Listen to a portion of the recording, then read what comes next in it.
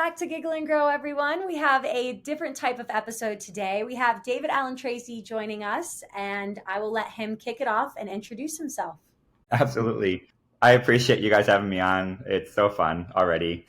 We've been already trying to figure out the technological difficulties with our Wi-Fi and all the things, but here we are. I found you guys on Instagram and was like, these two girls are like good friends and they're super relaxed and they're having fun, which is ultimately what anyone wants, right?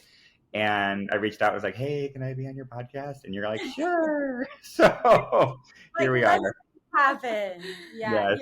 So, I mean, a little bit about me.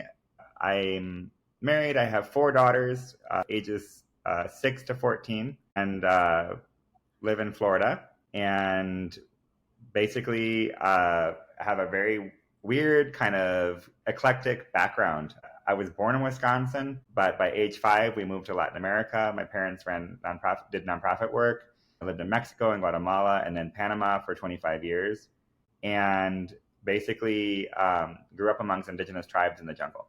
And so it was childhood, really fun adolescence. I traveled to over 40 countries doing nonprofit work in my teenage years and young adult years, and really just gleaned so much from having traveled, having seen and met so many amazing people from many different walks and backgrounds. And I'm also a 2-time cancer survivor. So I had cancer when I was 14 and also when I was 30.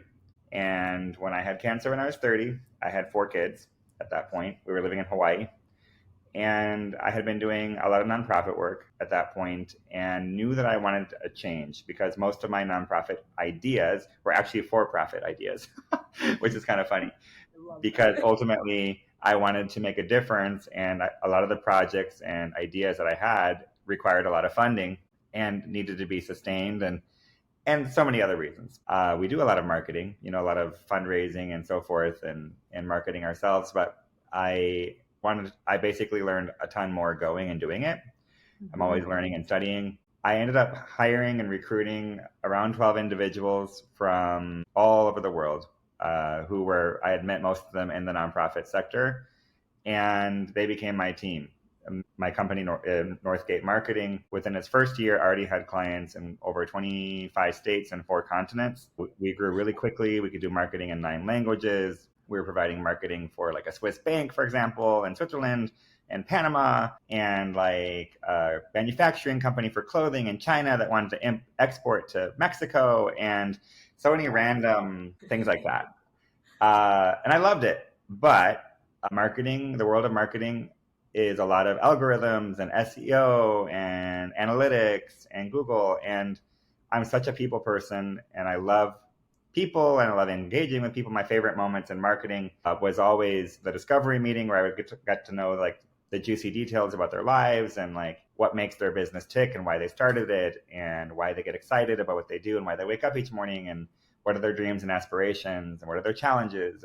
As I would learn that stuff, then we would begin to create the branding narrative and the marketing strategy and the funnels for their business to the level where eventually, which I still have my marketing agency, but I have transitioned to becoming a full-time personal brand coach, which is a lot more hands-on with individuals, helping individuals market themselves authentically, effectively, and memorably, where so many people who, especially nowadays, with the digital marketing scape and with Instagram, LinkedIn, Facebook, TikTok, YouTube, podcasting, writing a book, being a keynote speaker, being on TV, whatever it is, even just a small business owner who's trying to go to networking groups or a chamber of commerce and doesn't know how to present themselves in the right light. There's a lot of challenges. And oftentimes what happens is we have these blind spots. We can't see the areas we can't see. And we oftentimes have a perception of ourselves, typically that's negative, usually. And so that usually there's a lot of insecurity that gets in the way and people don't feel confident and they don't know what element to highlight. And so we tend to overcompensate and oftentimes try to become something or project something that we're not in order to build trust, but it actually has the opposite effect. And so that's kind of what I do. It's a lot of consumer psychology, individual stuff. I'm actually in the process of getting certified as a behavioral consultant for corporations and getting certified in DISC, and other personality assessments as well. And it's really just trying to understand the way people are wired and they think, and what elements we try to project out in order for their desired target market to love them and see them without them having to pretend, So we both got our degree in psychology, so we can admire the, tenacity on going towards learning more about the psychology and how to attract people through psychology, because it really is about how you portray yourself and who you attract in your everyday life as well. So I really respect that you're getting more and more into the psych part of it. I love that.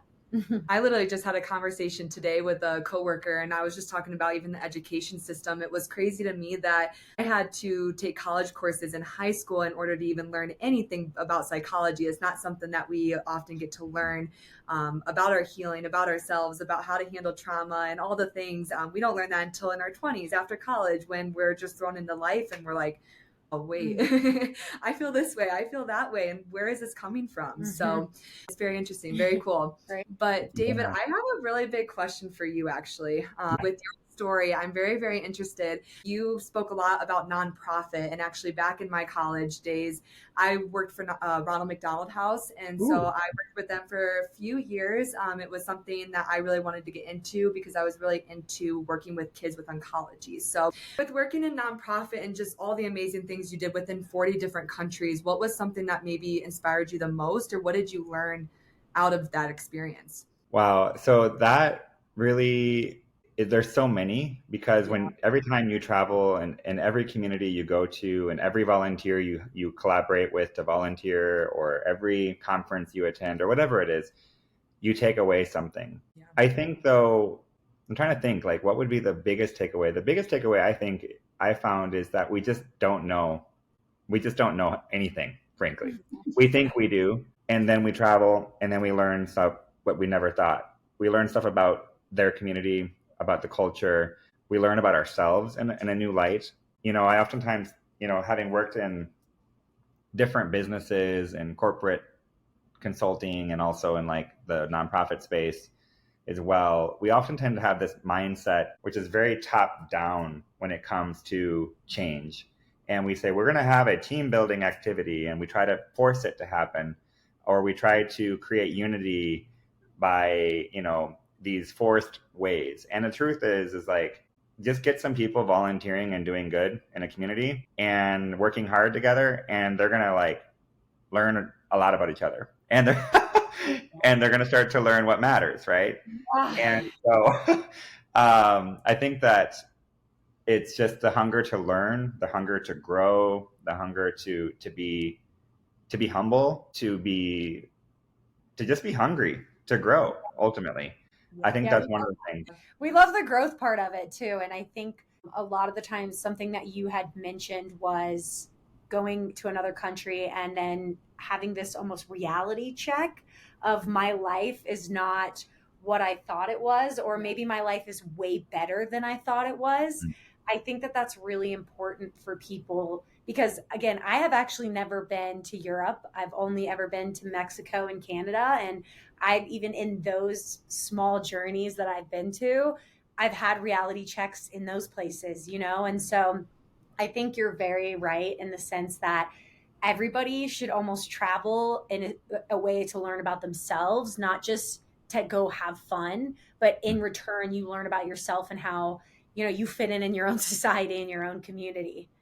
100%. And the thing is that culture is always evolving, always changing. And even in Colorado, where you guys are at, like literally there's people from all over the world and all over the country living in that city. And literally like, there's no such thing as the monoculture anymore. There used to be a time when there were these kind of isolated communities, but with globalization and with social media and with so many other things, we live in a world in which it's becoming easier yet harder because we share these common denominators. We share these common experiences where most people in the world will have watched the same movies now.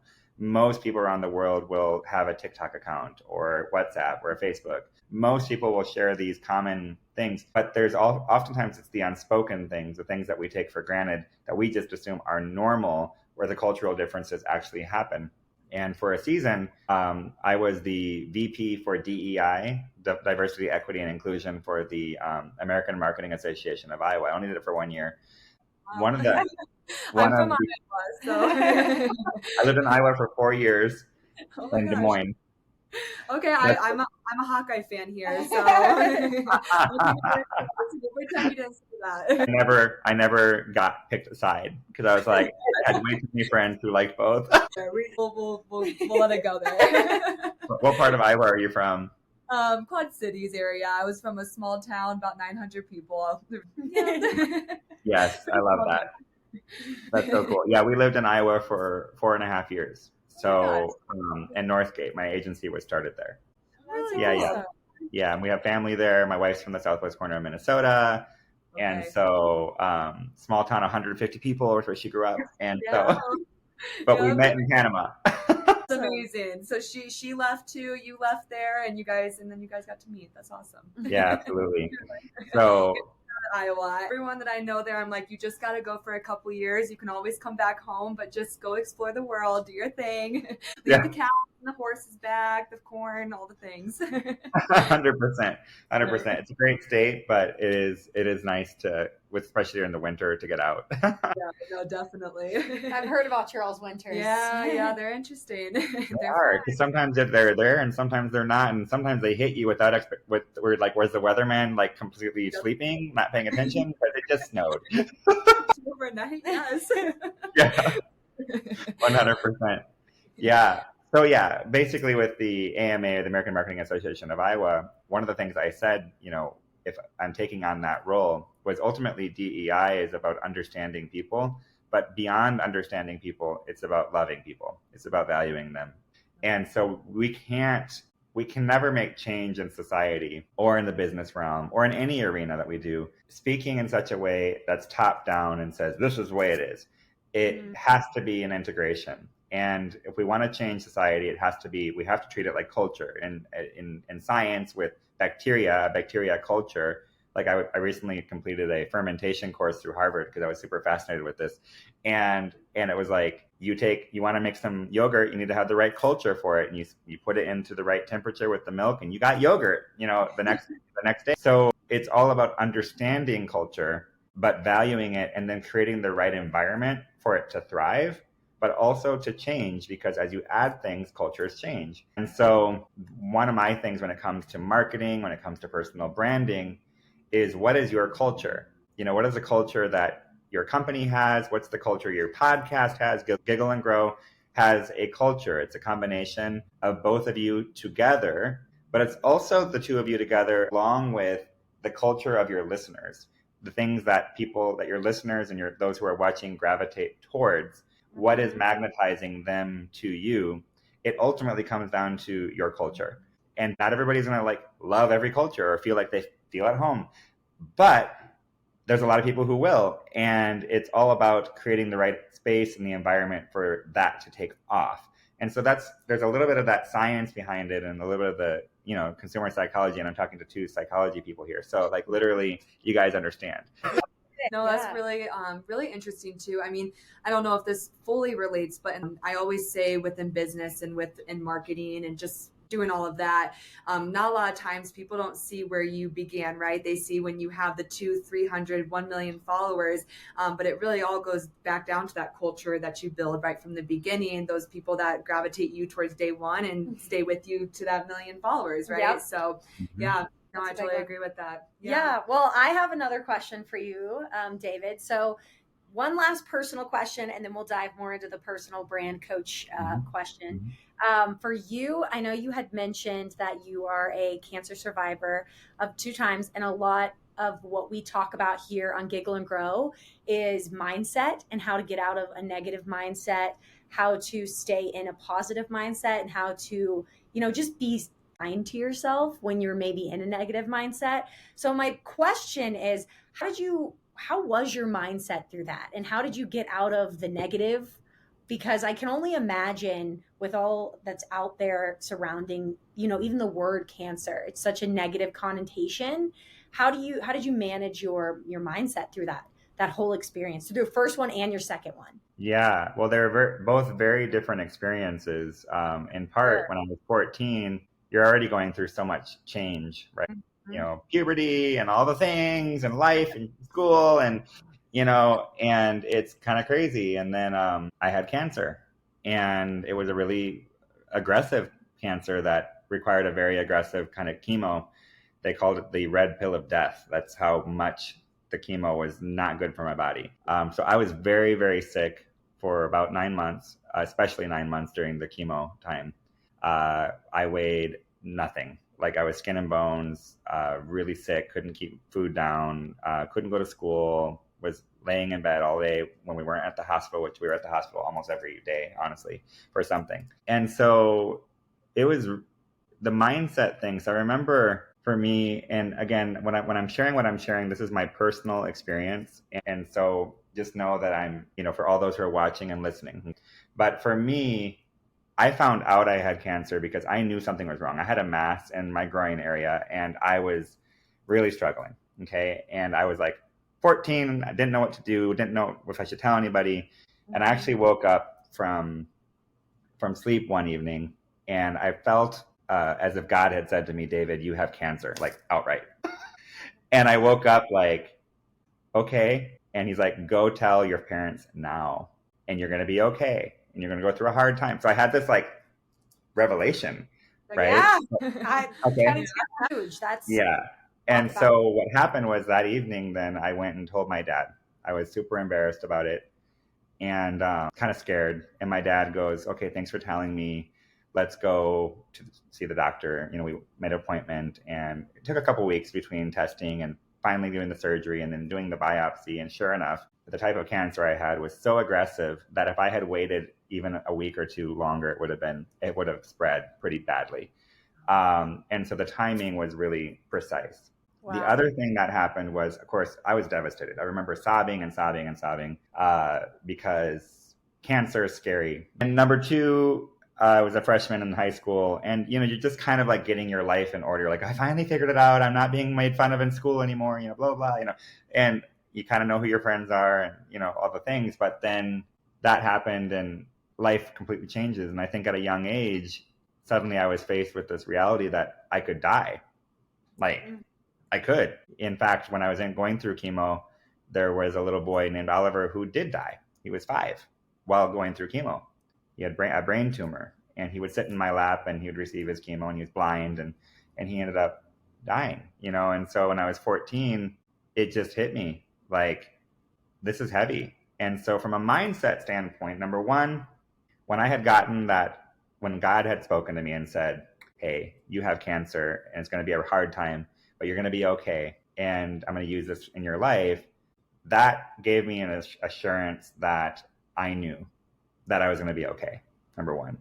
Number two, when I had gotten the surgery, I had an allergic reaction to one of the medications just after the surgery, and I started convulsing, like badly convulsing, like a fish out of water. I couldn't stop. I was convulsing for almost 2 hours. I didn't know what to do. And doctors didn't know what to do. And finally, a doctor friend of my parents who was going through a training at the nonprofit called my dad and says, I think it's this he needs to be given Benadryl. It's an allergic reaction and intolerance to this medication. And suddenly I'm zapped with this Benadryl, and I'm like zonked out. But during that 2 hour time, I'm panicking. Like, I can't control my arms. I can't control my legs. I'm freaking out, and my parents didn't know what to do. The doctors didn't know what to do. The nurses didn't know what to do. This is in Panama, mind you. We didn't go to the States. So I remember in that moment crying out to God and saying, I need help. I can't do this. Like, I literally can't do this. Like, this is too much. And in that moment, I'm desperate. I'm worn out. My body is shutting down. Like, it's just flying like crazy. And I remember crying out because when you're that desperate, you can't, and you lose complete control. I lost complete control of my body, which was a very abnormal thing. This is a very rare thing to happen. And it was an intolerance to a medication called metoclopramide. And like 1 in like 40,000 people can possibly get this. So like, I lose control of my body. I'm convulsing, and I cry out, and I'm like, I need help, God. I can't do this. And in that moment, there was this peace that washed over me. And I kid you not, like I felt so much joy, despite the fact that I was convulsing, so much joy and so much like this inner like peace that never left the entire 9 months of going through chemo. Even though those were the hardest 9 months of my life at the time, Yeah. they were also, I kid you not, some of the happiest, most joyful times in my life. I was like smiling all the time, to the level where the psychologist at the hospital was like, what's different about you? Why are you like so happy? Can you share this with other kids and with the parents? And I remember just encouraging nurses and encouraging like so many people, because I was like feeling this overflow of joy where I was just happy and joyful, and it gave me so much strength and I kid you not, the chemo ended, and a couple weeks later, like when it was like officially done, it went away. Like, not to say I was unhappy all of a sudden, but it was like that inner strength and that inner peace and the inner joy I felt sustained me during those hard times. And I everybody's story is different. And again, that's why I say this is my story, because I don't want to make people feel like, well, he's like talking to God over there and like this is happening. But you get my point. It is literally one of these things that just shook me to the core, and I realized, whoa, like I've been given a gift here. Number one, cancer was a gift for me. It wasn't a curse, it was a gift, because it strengthened me and matured me to such a degree that I never took my life for granted again. I know that every day is precious. I know that I'm allotted I don't know how many days I have to live, and none of us do. But what are we doing? Is our life are we living our life as if it's consequential or non-consequential? Are we looking to make a difference and leave behind a legacy? Are we going to sit around watching Netflix all day long when we have free time? Or are we going to try to create something that's going to make society better? Are we going to tap into all the gifts and abilities we have in order to maximize them and live life to the fullest, or not? Like, you have a choice. Like, we all have choices. So I think that's probably one of the biggest things that I took away from the first time of cancer. That's incredible. Yeah, no, that's really incredible. Everybody has their own story, and we have always like talked about God and how he has such a big part in like us meeting and like our friendship. And it's kind of incredible that you were able to feel that and go through that. And in my opinion, hearing that, it's like that he was with you. That was 100% like an act of God in my eyes. I think everybody's going to view it in a different way and like see it in a different way, but I really appreciate you sharing that story with us. And I do have a kind of a question off that too, with such an inspiring story. I know for me and myself, you know, I love to spread sunshine. I love to spread smiles. That is, I really want to reach a lot of people and help them find their inner light, inner work. And for you, you had mentioned how you kind of received this gift from God, right? And after the fact, you kind of felt that light go away. How did you know that you received a gift? When did you decide that you were going to take the gift that you were given and flourish with your career and go off and, you know, be you? That's, a really good question. And I think that for me, just the fact that I was alive and kicking still. And again, I was sick for about 5 years afterwards, you know, because chemo does wreak havoc on my body. To this day, I still have issues because of it.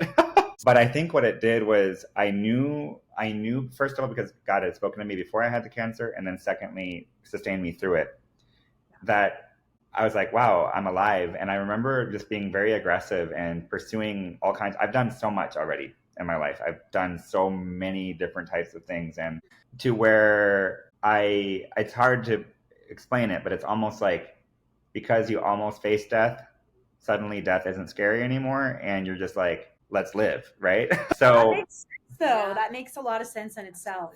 Yeah. And so in that case, it's like, okay, so then what are the things that are going to have long lasting value, the eternal value things, the things that are beyond me, the things that my children, my daughters are going to live off of, and that those around me. I think we don't often think about that. We live in such a quick fix buffet, I want an instant gratification kind of world, right? And I'm stressed, I'm depressed, I'm angry, I'm going to watch a reel. or a series of reels. I'm going to sit there and for an hour and a half, and I'm not bashing people. I do the same thing. I've done it so many times, right? But think about it. Like, this is such a new thing for our world to have access to, that at any given point, if I want to numb how I really feel and what's really going on, or distract myself from reality, I can do this. Okay? Like, and I could do it all day long. And so we lose sight of our relationships, friendships with our loved ones, with our kids, with our spouse. We lose sight on so many things we miss out on because of just this. Now, and I'm a marketing guy. I should love this because this is exactly where all this stuff happens, right? But I have a love-hate relationship with this. I love it in that I get to meet people like you guys. And I've challenged people so often when it comes to social media, as an example, to treat it as social media. We oftentimes look at the media side of it, but not the social side of it, where we can actually meet people. And I can't tell you, I've met hundreds of people on social media that I've reached out to and said, hey, I'd love to have you speak at a workshop I'm doing virtually. Or, hey, can I be on your podcast like I just did with you guys? And here we are, we're doing it. It's a social, and I'm one of these people, I love staying in touch with people and engaging. And I've met people online who now I get to meet them in person in different places. I've connected, for example, one of the people I've met, who is a breathwork practitioner, I had her connect with from Iowa, connect her with a breathwork practitioner I met on Instagram in Canada. And now they're doing a collab. Like, cool. So we have to remember that people are valuable. Okay. People are valuable. And I think that more and more, there are so many efforts to dehumanize people, and I'm not just talking in the big ways, it's in the small ways. We need to learn to love people again.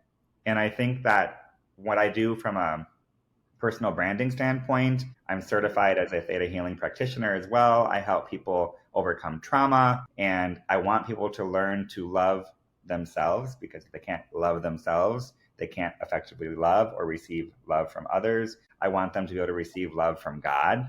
So I often tell people we need to go, and healing goes inward, it goes outward, and it goes upward. It's all three ways. Okay. So it has to, because we are body, mind, and spirit. And we are neglecting our minds a lot of times. We're neglecting our spirits. We're neglecting our bodies. We neglect ourselves so much, and we think we're feeding ourselves, but we're actually not. We're feeding ourselves trash a lot of the times. And so getting back to relationships, so important.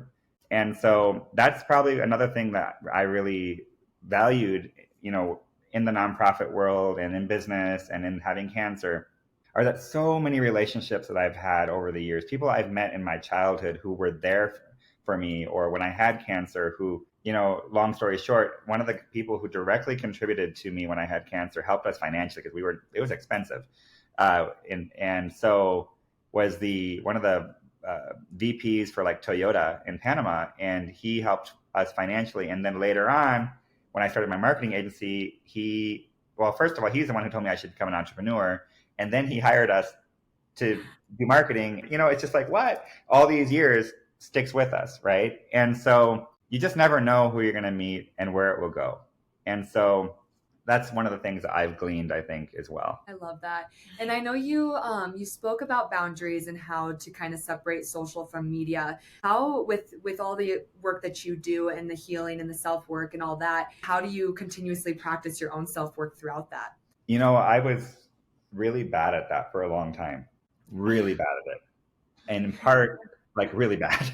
Right? We struggle with that too. I'm always like, let's practice what we preach. And a lot of why we do what we do is to motivate ourselves to do it. So a lot of us, that's why we do it. Yeah. No, I hear you. And sometimes I'll watch something I say on a reel or something. I'm like, I ought to apply that advice, and I have now. I don't say anything anymore that I don't do. Let's put it that way. But I'm still imperfect in how I do it. There's always new levels of learning, and there's new phases and new seasons to where what was working for you for a season doesn't work anymore. So you have to learn to adapt. But I think for me, it was a lot of it with my trauma work that I was going through. Like, the trauma for me wasn't going through cancer. That wasn't traumatic in the sense of trauma is like something happens to you that devastates you at the core and you can't get over it. And trauma can't be defined. Trauma is trauma for whoever, I can't say this is more important or more traumatic than the other, right? So, but for me, I had been through some traumatic stuff as a child, and I won't go into all the details on here because of the story, but you guys can insert your own trauma as a child if you're listening and watching, and think about how devastating it was for you and how it still impacts daily decisions that you make, right? Oh, it still So, impacts you today.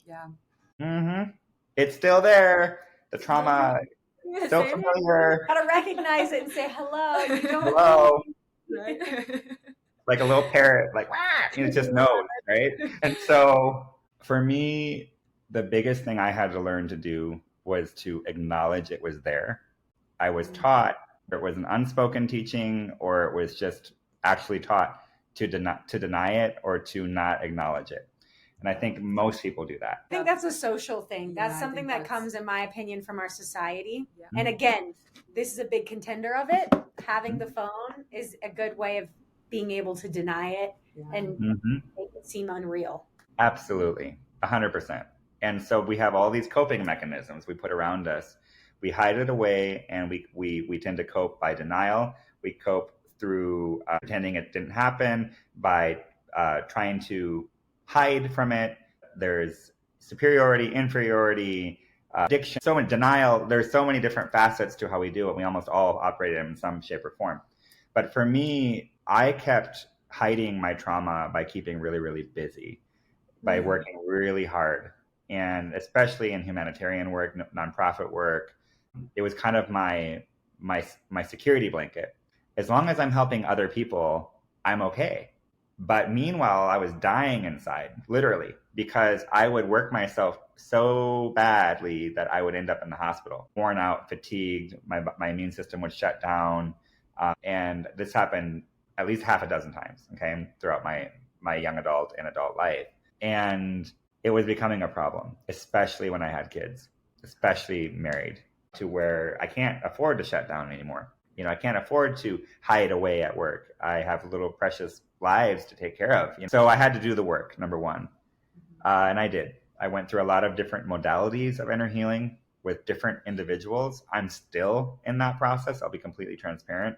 I don't think we ever get to the point where we're like, I'm great now. No, there's always stuff. Onion is good peeling. I totally agree. I even say, I heard this thing one time from someone else, and they said, even if your life feels like the most perfect time of your life that you've ever had, going to therapy, I mean, there's so many things that you discover and you work through, even throughout that time, that you begin to start healing from. You don't even know you need it at that point, and you learn to love yourself even more from that. So, oh yeah, 100%. And it's a journey. And the thing is that we have no control over our circumstances. We think we do, we don't.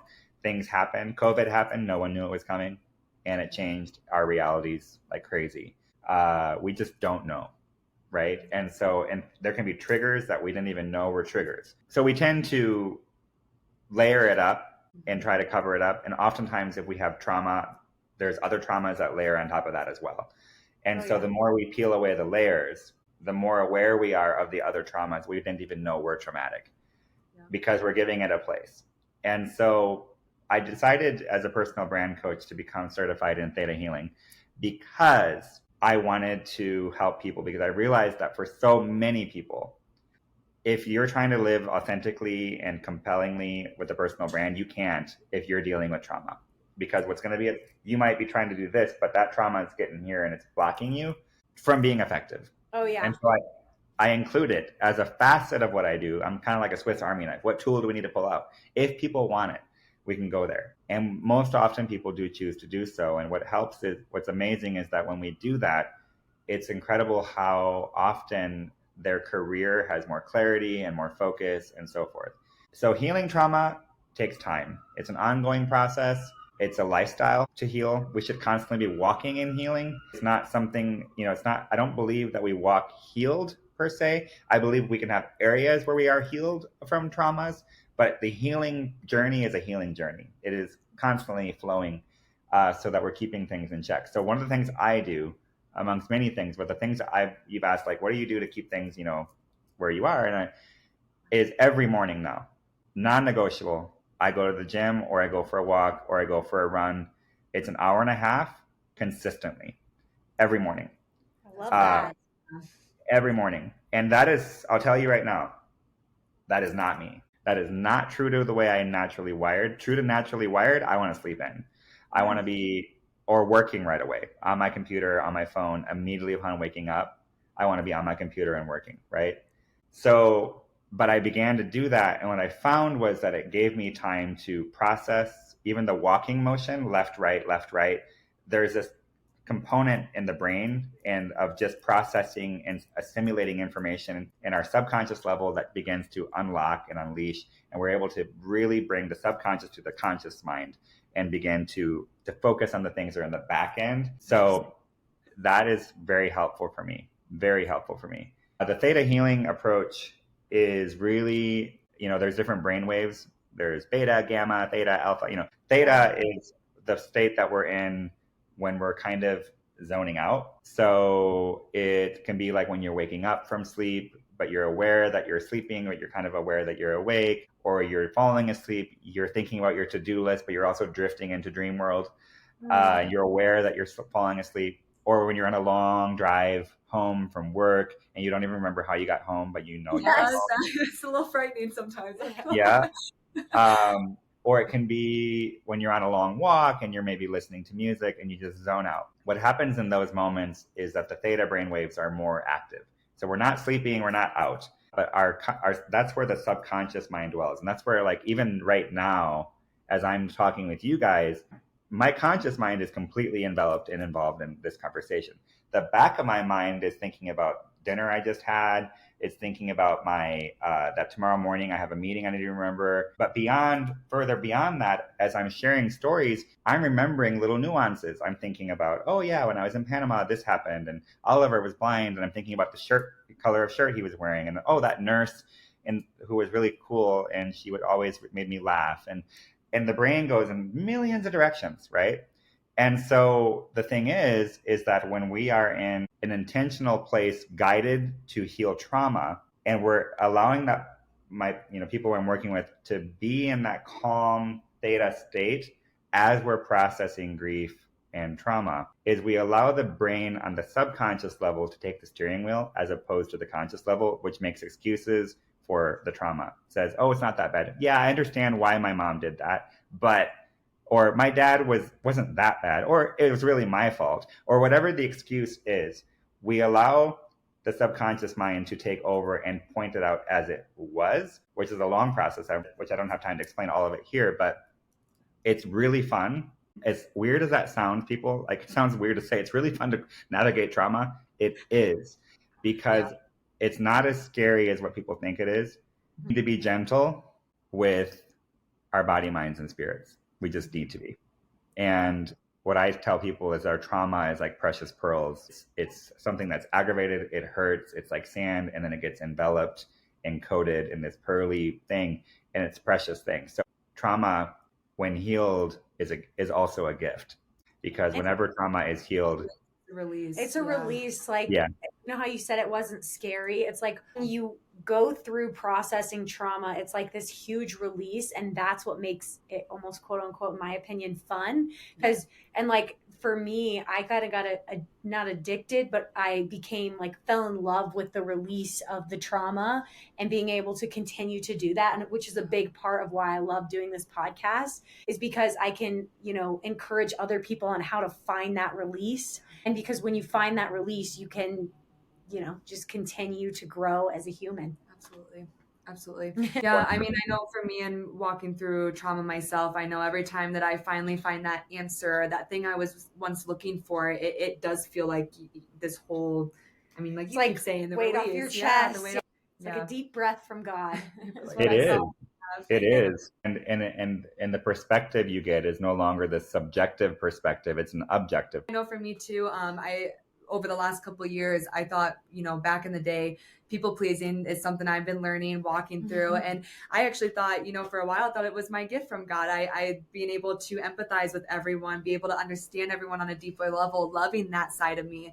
But realizing, like you said, it left me feeling empty. I wasn't filling up my own bucket. And at first I didn't realize that was coming from trauma and a place from way in the past. Right. But once I really noticed that, I realized I didn't have to stop empathizing with people, but I can really focus on myself while still being able to do that. And it was that answer. It was that answer I didn't know I needed. 100%. Yeah. It's so good because we have been given gifts and talents and abilities, and they just because we did it as a way to buffer or protect ourselves for a long time does not mean that it's invalid. Yeah. And so we have a natural propensity towards something. The difference is, do we have to carry the trauma while doing it or not? Right. Exactly. Well, I think those are all of our questions for you. I know you have a few prepared for us, so we are totally open to answering some of yours. Yeah. So I think first of all, I would like to know why you guys decided to start a podcast.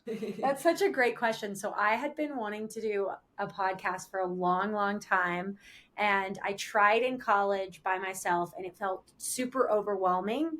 And then I met Morgan, I don't even know how long ago, like a year and a half ago. Yeah. And I fell in love with her positivity. I felt really connected to that. And I thought, I'm going to pitch my idea to her.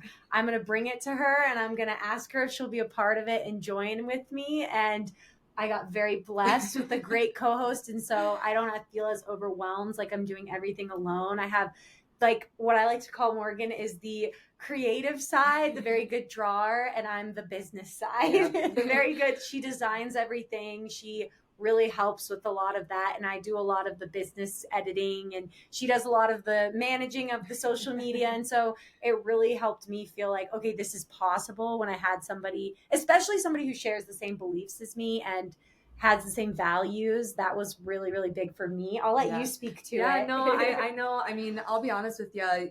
My husband worked with Courtney, and that's how they met, and then I got to meet them through each other. But I remember Sam, my husband, coming home one day from work was like, I met this girl, Courtney Morgan. She reminds me so much of you and the way just how much you want to chase your dreams and go after big things. And I know he mentioned you started a clothing business or some sort back in college. And I was like, oh my gosh, that's exactly what I want to do. And it took me a while before we really truly connected. I actually quit my job as a recruiter. My husband and I, right after we got married, we went and traveled Italy and Greece for about 6 weeks, came back home to the US, and we traveled for another 4 weeks, kind of back between our families.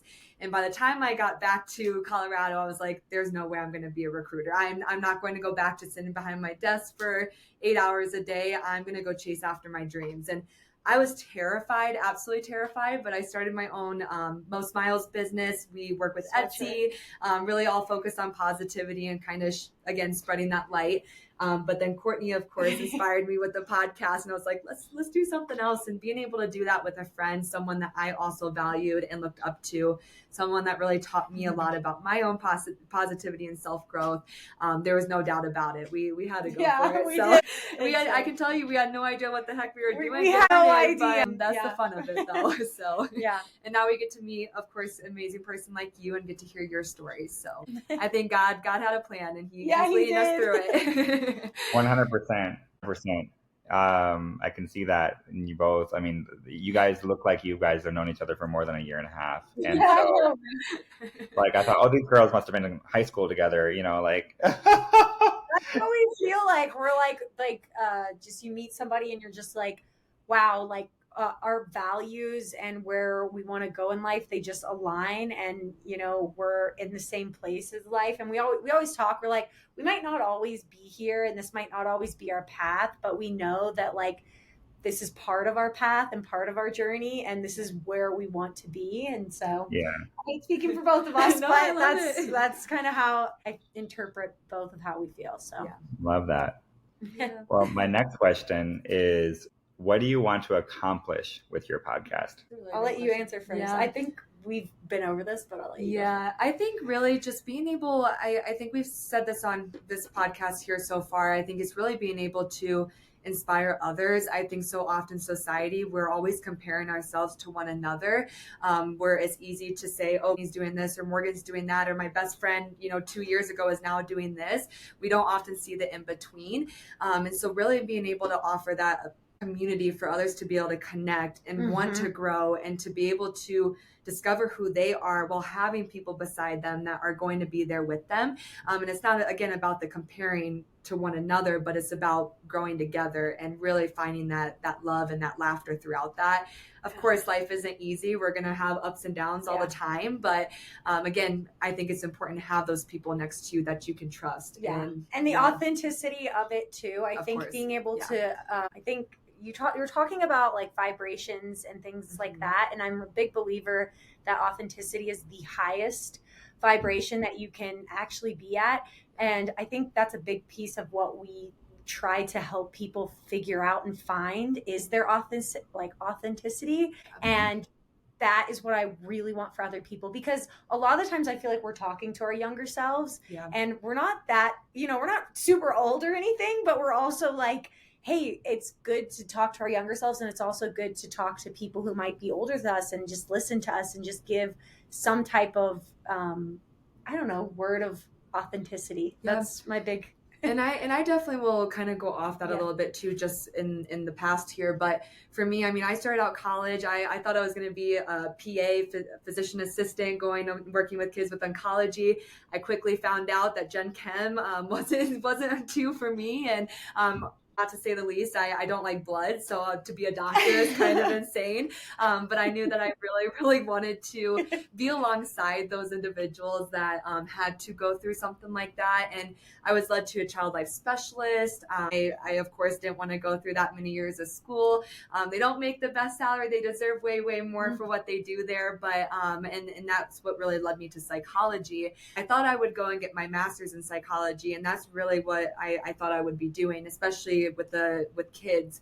But I think as I went through college and again started noticing my own trauma and burning out and trying to have this really busy life while being social and having great friends, etc., I knew I wanted to work with more individuals in the 20s, even 30s, although I wasn't there. I just, again, like we spoke earlier on the podcast, I think it's so easy to kind of lose sight of who we are, what we are. We know what we lived through, but we don't know how to handle it after the fact. And so being able to be alongside of that with them, connecting with others, really empathizing with them and helping them. And putting it out there for people to like, they can look at our content whenever they want to. And if they're having a bad day, they can listen to it and hopefully find something that they're like, oh, I didn't even think about that. I didn't know I could do that. That's why we like to do a lot of tips and tricks on how to figure out like your best self or how to grow as a person. And again, like that's a big part of it, as I think, is putting out the positivity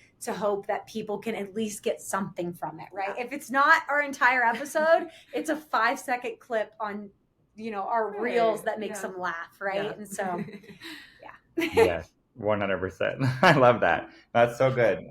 Really inspiring. And you can tell that you're mission driven, which is great for any type of entity, business, movement, podcast, you name it. You have good culture and you're mission oriented, and you got good synergy between the two of you where you're balancing each other out. So that's awesome. Now, on a completely unrelated note, my last question is for each of you. Okay. If you could pick anywhere in the world right now that you want to visit and what you would want to do in that place specifically. So that's such a good question. Mine's weird. Well, it's not weird. I would totally go to Ireland, and I'd actually want to go to church. I know that's really different, but I grew up Catholic, and although I'm not, I would say, a hardcore Catholic anymore, the roots of Catholicism is in Ireland, and I would want to go to a very old 100-year-old church and just like see how it is there. I just think that would be very, very interesting. That's really cool. Yeah. So cool. I know that's. I was like, that's a really good one. Yes. Honestly, I haven't quite figured out what I would do there yet. I don't know if I can answer that step, but when we were traveling in Italy last year, we did a cooking class. I met a girl from the Philippines, and we met two girls from, or a guy and a girl from Japan.